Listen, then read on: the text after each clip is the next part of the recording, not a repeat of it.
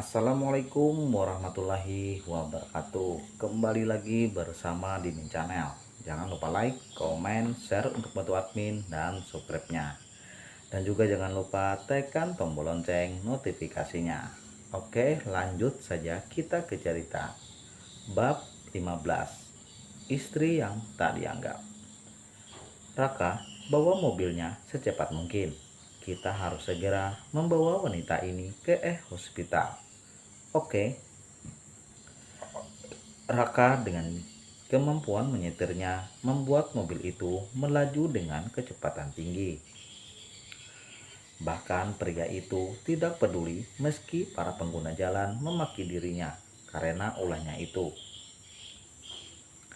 Dia ingin pengorbanan Kenza tidak sia-sia karena sudah membantu wanita yang sudah hampir mengorbankan nyawa pria yang berharga itu.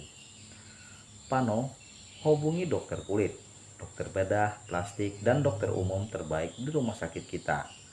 Ada pasien luka bakar serius yang membutuhkan pertolongan. Oke. Kenza menutup panggilan telepon itu dan menatap sejenak ke arah wanita yang wajahnya sudah tidak bisa dia kenali lagi. Kasihan wanita ini.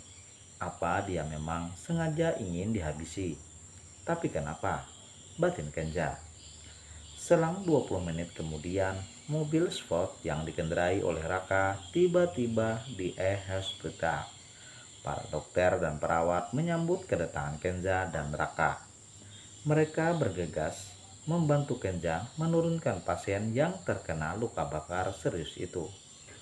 Puk, Raka melihat ada suatu benda yang jatuh dari genggaman tangan wanita sekarat itu. Perlahan Raka mengumutnya dan memasukkan benda itu ke dalam tas yang talinya sudah putus saat terlelap si jago merah. Raka menyimpan tas itu ke dalam dashboard mobil dan akan memberitahu Kenja setelah urusan di rumah sakit selesai. Para tim dokter begitu sibuk menangani keadaan Anggun yang sekarat. Mereka terlihat gugup karena Kenza, sang pemilik rumah sakit, mengawasi gerak-gerik mereka secara langsung. Kenja juga mengatakan agar mereka harus menyelamatkan nyawa wanita itu yang terasa mustahil untuk diselamatkan. Bagaimana keadaan wanita itu? Tanya Kenza saat semua tim dokter menemui Kenza untuk melaporkan keadaan pasien. Saat ini keadaannya sangat kritis tuan muda. Luka bakarnya 40%, hampir mencapai 50%. Rasanya sangat sulit untuk wanita itu bisa bertahan hidup.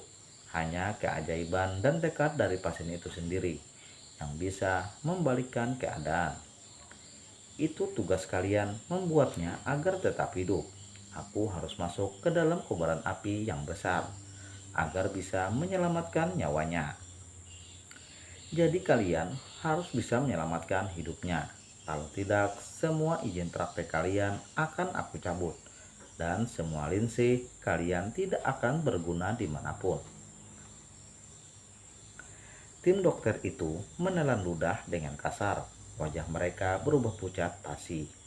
Mereka kemudian bergegas masuk kembali ke dalam ruangan itu untuk melakukan perawatan secara intensif. Kamu membuat mereka ketakutan. Biarkan saja. Aku ingin melihat kinerja mereka. Sebaiknya kita beristirahat di ruangan pribadimu. Aku sangat lelah. Kenza mengangguk. Kenza dan Raka pergi beristirahat di ruangan pribadi pria itu. Sebenarnya siapa wanita itu? Kenapa dia bisa terjebak di dalam sana? Ucap Kenza setelah membersihkan diri. Mungkin kita bisa menemukan petunjuk di dalam tas wanita itu. Tas? Ya. Saat dia digotong oleh tim medis, aku melihat ada tas kecil yang jatuh dari tubuhnya. Tas itu memang tidak sempurna lagi karena sedikit ikut terbakar. Tapi aku rasa ada identitas korban di tasnya itu. Di mana tas itu? Di dalam dashboard mobil. Apa kamu ingin melihatnya sekarang? Tidak perlu. Besok pagi saja. Kamu pasti sudah lelah juga. Jadi beristirahatlah. Raka mengangguk. Karena kelelahan, Kenza dan Raka begitu cepat tertidur. Kenza yang terbiasa bangun pagi tetap bangun pagi seperti biasanya. Pria itu bergegas membersihkan diri dan meminum kopi untuk menghangatkan tubuhnya. Ceklek. Raka tampak masuk dan memegang sesuatu di tangannya. Kamu dari mana? Dari bawah.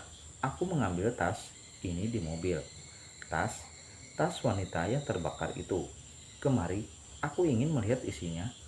Raka menyodorkan tas itu dan bermaksud ingin mengambil dompet dari dalam sana. Puk! Sebuah benda jatuh dari dalam tas kecil itu. Itu aku temukan saat dia sedang digotong. Wanita itu sepertinya menggenggamnya sangat erat saat kejadian.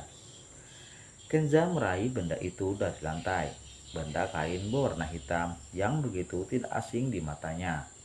Karena dia memiliki banyak benda seperti itu di rumahnya. Tangan Kenza sedikit bergetar.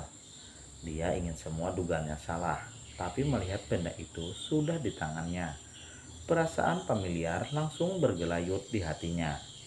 Kenza hafal betul dan serat kain itu, karena benda itu dibuat menggunakan bahan khusus dan dipesan dari luar negeri. Perlahan Kenza membentangkan benda berbentuk segi empat itu, dan mata pria itu terbuka lebar. Kenza tahu betul sapu tangan itu miliknya, karena ada inisial E di ujung kain itu. Dan Kenza begitu mengingat dengan mudah siapa wanita yang pernah dia berikan sapu tangan tersebut. Tidak mungkin itu dia. Raka mengerutkan dahinya saat melihat Kenza yang terlihat gelisah. Ada apa? Kenza tidak menjawab pertanyaan Raka. Pria itu bergegas mencari isi dompet Anggun dan menemukan kartu identitas di sana. Anggun diningrat, ucap Kenza lirih. Kenza melihat ke arah foto di kartu identitas itu. Dan Kenza mengenali bahwa wanita itu memang wanita yang pernah dia berikan sapu tangan dan setangkai bunga mawar di danau. Ternyata memang dia. Apa kamu mengenal wanita itu? Tidak, aku pernah melihatnya 2 kali di danau. Jangan-jangan dia selingkuhanmu. Jangan bicara omong kosong. Lilis adalah wanita yang paling aku cintai. Cinta buset. Diajak nikah, nolak terus. Dia masih muda, jadi biarkan saja dia berkarir dulu. Kamu sangat mempercayainya di negara orang. Apa kamu yakin dia setia padamu? Apa menurutmu orang sepertiku layak untuk diselingkuhi? Tidak.